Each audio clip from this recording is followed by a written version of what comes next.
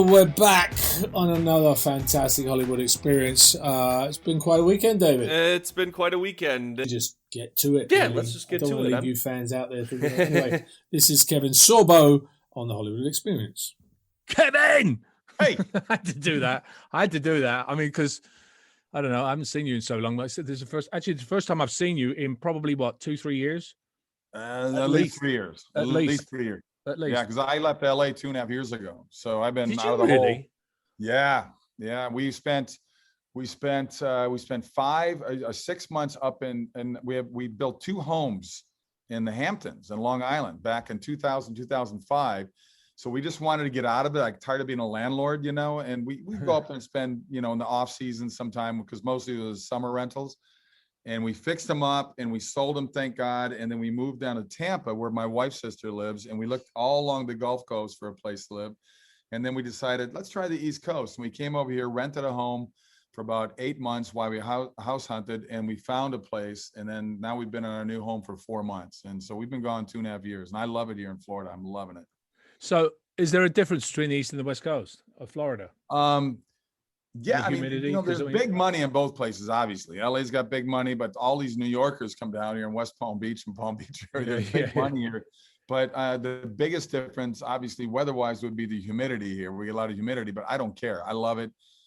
Usually rains a little bit. And, if we get about 7 months in the summer and late, spring and summer, where the rains come in and just pour for like an hour and then they're gone. And that's all you get. I mean, it's great. So I always used to love that, because I spent a lot of time in like the Philippines and Thailand, and it's exactly the same type of thing, where it's hot, it rains, and then it's still hot. I've met so many. I've had more connections here in just the 1 year we've been here than I've had in 10 years in LA. It's unbelievable. Yeah, LA has a. Well, anyway, we can talk about that in a minute. But so for those of you that don't know, Kevin and I have known each other for probably since the 1985, 86, I think it was. I moved there in 86, and you and I did something down in Long Beach at the boat down there. The Queen Mary. The Queen Mary, yeah, we did one of the first things I did down there. I know.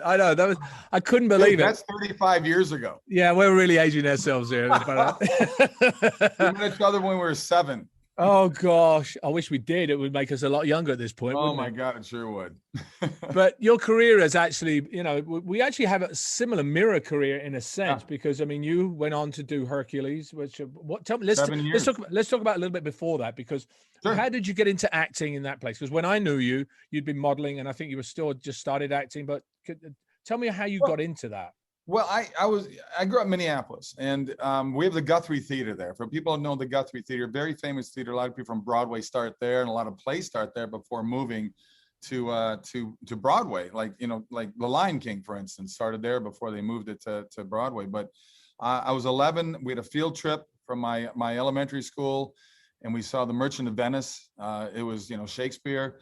I didn't know what the hell they're saying because it was Shakespeare, but I was mesmerized. I was mesmerized by the actors on stage. I remember just looking at them, and I kind of looked around people around me and stuff. And I don't know. On the way home, I told my mom, I said, "Mom, I think I'm gonna be an actor." And she said, "That's nice, dear." But that's how it started. So I started doing, school plays and things like that. But I was a jock, so football, basketball, baseball guy. So all my buddies made fun of me. But all the best-looking girls were in the drama classes. But when I got to college, I had a double major in business, marketing, advertising. But I took a minor in drama, and I started doing a lot of commercials, because Minneapolis is home to Best Buy, Target, 3M, Honeywell, Pillsbury, General Mills. So all the commercials were done there. I did a lot of Target commercials. So I had that all-important Screen Actors Guild card before I moved to LA. From the commercials, right? Yeah, from the commercials. Yeah. And then you came to LA, and then went. Oh, I didn't go straight to LA. I joined a theater group down in Dallas, Texas. Smart. I met a model. Fell in love with her. She said, "I'm moving to Dallas." So I just followed her like a little puppy to Dallas. I had 2 buddies playing football down there at Southern Methodist University. And so I joined the Kim Dawson agency down, did more commercials, did some plays and stuff. And then I was there for about a year and a half. And then she said, "Let's go to Europe together." And I said, "I got to get to LA. I want to pursue acting." She goes, "Well, just come spend the summer in Italy." And that sounded really great to me. So I go to Milan, and I'm walking down the street, and who's walking at me? Because I didn't have an agent there yet. My girlfriend was the big hot model all over the world. who's walking down the street but Gianni Versace? And he sees me and he goes, I have to have you for my shows. No, really? So I end up 3 months in Italy, turned into 3.5 months in Europe. I lived in Milan, I lived in Paris, I lived in Munich for a year and a half, I lived in London. I mean, it totally was a different door I wasn't expecting to go down, but it made me grow up, and it was amazing. And so finally, after 3.5 years, I said, I got to go to LA. And I already had an agent lined up for commercials because I had a good commercial reel. I get to LA, my first audition, I book it. It shoots 10 days in Sydney, Australia. I've been in LA less than a week. So this is before I even moved out. This is before I met you, because I'd only been there a week. So I left in January to shoot down in Australia, and I was down there, and I stayed for 6 months. Where I signed an agency down there, and then I finally moved to LA in late July of 1986. You know, you're funny because what years were you in Milan? I was in Milan 1980, 83, 84. Then we were crossing paths. Oh my gosh. I didn't even know that, because that's where I was. I was with Beatrice. I was with Beatrice models. Oh gosh. Oh God. I think I can remember. I was with Karen. Luigi, sure. Yeah, that's who I was with. Oh my God. And you were at that time when American models, the American thing was in, the blonde, blue-eyed, that everybody wanted blonde, blue eyes. And it's kind of like my height kind of hurt me at 6'3", so that hurt me for because I wasn't a 38-40 regular, I was a 46 long. So, but I did all the athletic stuff and like bathing suit stuff, So Germany loved me. I looked like, I can say this because this was said by Charlie Fleischman to me. Remember Charlie Fleischman? He was the voice of Roger Rabbit, and he's a Jewish comedian. He picked me out of the crowd one time at the Improv Club there in LA, and he made me stand up, and he says, "Does this guy look like Hitler's wet dream or what?" Oh! I can only say that because a Jewish comedian said it to me. In our politically correct world. Yeah, I traveled all the way through Germany as well. I mean, so as I said, you and there are more mirrors as we go through this. There are more things we did, the same shows as well, which same time, same time, same shows. But anyway, your first thing was that Santa Barbara, the TV show. It was. I did. Well, actually, I did my first speaking bit was when I was living in Dallas. I had like 3 lines on the Dallas TV series with Linda Gray, who played JR's wife. Oh, yes. Because then I went and did Dynasty. I went and did the other one. So you did not, because this is bizarre, I know. Dude. This is pretty bizarre. funny. Because what was the other one I did? I did the spin-off of Dynasty. I can't remember. Oh, I know what you're talking about. I say Murder, She Wrote. I did a Murder, She Wrote. Yes, so did I. Oh my God. Oh, I got a great story. So Angela Lansbury, for the second day, her husband was always there. It was on a Universal lot, right? Yeah. So she invites me into her camper to have lunch with her and her husband. I come walking out and they're all looking at me and goes, "What's wrong?" They go, "She never does that." I said, so 2 days later, I found out why. She was checking out on me because she wanted to set me up on a blind date with her niece. So she's like, that boy looks like a really interesting boy. So we went on a blind date. There was nothing there between the two of us, but it was pretty funny how she said it was really to sort of just to check me out, to vet me, to make sure I was okay for her niece. Isn't it funny how stars do that? I mean, sure. I had Elizabeth Taylor do that, but we'll leave that story alone. Wow, I did a print ad with her for her. Look at this. Yeah, for her perfume. God, dude, you and I have a lot in common. It's pretty scary. I got the photos. I still have the photos. Oh my Lord. No, I did the Colbys. That was the other one I did. Colbys, thank you. It was bugging me. Yeah, that was a spin-off of Dallas. Yeah, the spin-off of Dallas. I mean, So okay, let's get back to you, not me, because it's about you, this one. So you then went on and you went and did Cheers, you did Murder, She Wrote, of course, which are all drama-based things. Sure. Had you ever done any action stuff before that? Before you went into Hercules? No, not really. I did a pilot that ABC hemmed and hawed about forever. It was called Aspen Extreme, and it was very much like a Dynasty.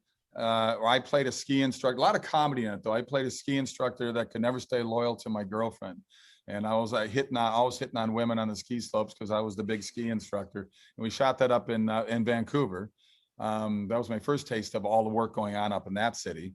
And we thought it was going to go. They went back and forth, 13 episodes. No, we're not going to do it. Well, they're going to do, well, they want to do it now. It was like torture for an actor that was really trying to get something going. Yeah. But there was nothing other than some commercials I did at Action. And I mean, there was nothing really at that time that had any of that in that. But, you know, being a guy, athletic guy, there was always something I enjoyed doing. So when you went to Vancouver, had the industry kind of started yet there? It was, it seemed like it was starting to get pretty busy. I think from 1990 on, it really exploded. Yeah, it was 90 because I just recently a couple of years ago, worked with Ernie Hudson. And Ernie, you know, after he did Ghostbusters and that, he did a film up in Vancouver. And he said, when I first went to Vancouver, there was hardly a crew. They had to bring crew in for the United States. And then somebody had the idea of going, whoa, tax credits. Oh, we can do that. And suddenly the film industry just started. This was like 80s. He said it was mid 80s when he went there, kind of like in that time, it was hardly anybody. I was there by, had to be around 1990 or so. Yeah, it was just a few years prior to that. He said there was nothing there. And it's amazing how Vancouver. Ernie Hudson and I did a movie together about 5 years ago. You dude, you're going to freak me out in a minute. You're going to say we have the same girlfriend. Great guy. And he married a woman from Minneapolis. So he's living there now. I said, dude, you're enjoying those winters, really? But anyway. You know, actually, my wife's best friend is in Minneapolis. She has a company there. I wasn't going to mention that one as well. But wow. Yeah. So anyway. But that place exploded. And I'll tell you what, though, there's a lot of actors that are Canadian that became very famous because of the Hollywood move up north up there. Yeah. That would have probably had a different career had they had to move to LA. And I'm just saying that. Great. No, you're right. No, you're absolutely right. Because you had to book 75% of the cast to get the credit had to be Canadian. It's the same thing now when you have Atlanta and all that places. A lot of the actors have moved to Atlanta and they wouldn't necessarily. I mean, look at Walking Dead. Some of the cast from The Walking Dead were local Atlanta actors. I know. And now they become huge. You know, I mean, it's like they wouldn't have necessarily been discovered if they'd gone to LA and had to compete with everybody else. It's like you walk in a room and there's 80 guys that kind of fit your type and you're going, good luck. Yeah, exactly. You know? Yeah. So tell me about, obviously my begin was, hey, if you think about this, Hercules, Highlander, both start with H. I'm not going to say anything, but when you started doing Hercules, what was the feeling about that? I mean, you know, obviously was it known that it was obviously shot in New Zealand?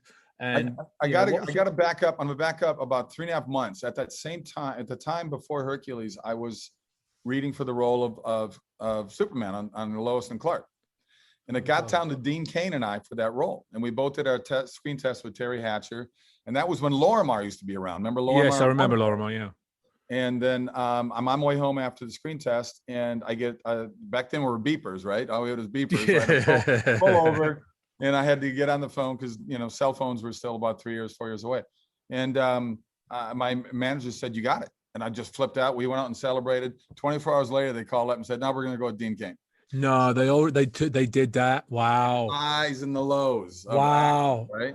So then I about 2 weeks later, my agent calls up and said, "Hey, we got you know, they're doing this Hercules series." I went, "Yeah, I know I'm a big guy, but they're going to want some steroid dude with no neck." And they said, "No, they're looking for a guy that's like an NFL quarterback size guy, maybe a decathlon." I said, "Okay." So I had 7 auditions. They brought me in 7 times over about a 3-month period. And I'm standing there. It was me and the last 2 guys. They're on the last 3 guys. And we're at Universal Lot at that, you know, that big black building right as you enter go up to the hill of Universal. Yeah. Right on the 101. Yeah, I know it is. I know it is. Yeah. And I call that where actors go to die. But I go there and there's like a pretty decent size, you know, viewing room where they view movies and screenings, whatever. And I'm up on the stage and Sam Raimi was our exec producer. Sam, you know, Evil Dead and Spider-Man and all that. Yeah. And so I said, "You guys never give me any instructions. I got the same sides. It's all the time. We like what you're doing. Just read the part." So I read the part and there's like 40 people in there. You know, it's all these cooks in the kitchen now with everything. Men and women, all the TV people of Universal. And Sam looks at the woman next to him and gives her a little nudge. She goes, "Oh, I'm the one that's supposed to ask you to take your shirt off." So, and I was in good shape back then, obviously. I take my shirt off and I got a collective oohs and ahs from some of the guys, you know? So Sam says, I'm putting my shirt back on. Sam goes, "If you get the role, would you be willing to shave your chest?" I'm not Robin Williams Harry, but I got a little man cover and chest and stomach. And I said, "Oh, I'm sorry. I thought you wanted a man for this role." And I started walking off stage, and I got a big laugh. And they said, "That's what got you the role." Well, who knows? Part of that. Who knows? So I fly the next day up to Vancouver again to do the commish with Michael Chiklis. Oh yeah, Michael Chiklis. Yeah. So I do that show. 3 days into filming, I get a call me manager. I called, you got the role. So I walk back on the set and I say, Chiklis, I don't want any shit from you. I'm half God now. So it's pretty funny. And it was originally only going to be 5 2-hour movies. Okay. It was a year in New Zealand. They had scheduled 10 weeks for each episode, each movie. So I get down there and Anthony Quinn plays Zeus. I got a whole year with Anthony Quinn. Oh my gosh. Wow. That was awesome because wow. Another reason I wanted to be an actor was because my mom loved all those old movies. So I saw Guns of Navarone. I saw me too. Yeah. I saw Lawrence of Arabia. I saw Douglas Fairbanks movies. I saw Spencer Tracy, all these guys. I found Cary Grant. I fell in love with these guys as a little kid growing up. So to work with Anthony Quinn, and every Saturday, he and I had dinner together at an Italian restaurant. And the stories I got, I mean, there's things I can't tell, but there are things that in one of my books I've definitely talked about. It was so cool to meet that guy and work with him. Didn't he have a kid when he was 80 years old? I think he did. He was 80 years old. He had a child. He was having an affair with his assistant, who was 40 years younger than him. So he was 78 at the time when we shot that. And I remember telling him, I said, Mr. Quinn, why would you do these television movies? I mean, what he said, Kevin, I've always wanted to play Zeus. When will I ever get the chance to do this again? So, but I mean, I learned so much by just being around him and watching him. And I just learned a lot. But I knew by the third movie, we had something special. I said, they're going to make a series out of this. And within 2 weeks, my manager called and she said, they're going to call you. You're staying down there. They love what they see. And the movies hadn't even aired yet. So did they release the movies and then the series, or did they turn the movies into a series? No, they released the movies individually. They released them as theatrical movies overseas. It was huge in Japan. I was already getting fan mail from Japan and stuff. But we took a very small break at the end of the movie. I think we took about 6 weeks off. So I went back to the States to do some promotional stuff and all those other things because now it was going to be a series. And then we started filming right away. And by our third year, we spun off Xena in our third year. We spun off Young Hercules in season 5. A lot of people forget that show. It only lasted 2 years. I remember that. Yeah. But my trivia question of people is, who played me as a teenager in Young Hercules? And people go, I don't know. No, it was people would remember Hercules. I won't remember the young one. It was a 20-year-old, very skinny Ryan Gosling. Wow. Wow, think about that. Ryan, if you're listening, give me one of your movies, dude. You started them. The funny thing is this happens a lot of the time when you take over the role of somebody else or there's a second series comes off of the first. The second one doesn't necessarily always have as much of an impact because people are always comparing it to the first. Sure. Right. And I think that kind of happens, I guess, with Hercules as well, because it was such a iconic series at the time and that since that the young ones kind of got put underneath the mat, if you like. You know, if you think of your show, you think of my show, people saw how successful they both were. And you noticed within 2 or 3 years after the show was out there, all these other shows came out the copycat. Yeah. Right? Oh yeah.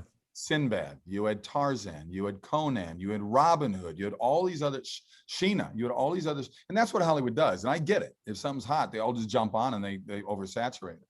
Yeah, we had the Immortals, and it was with and they literally took the story virtually with. I mean, I was like, isn't there copyright on this? Because I mean, they literally turned it into.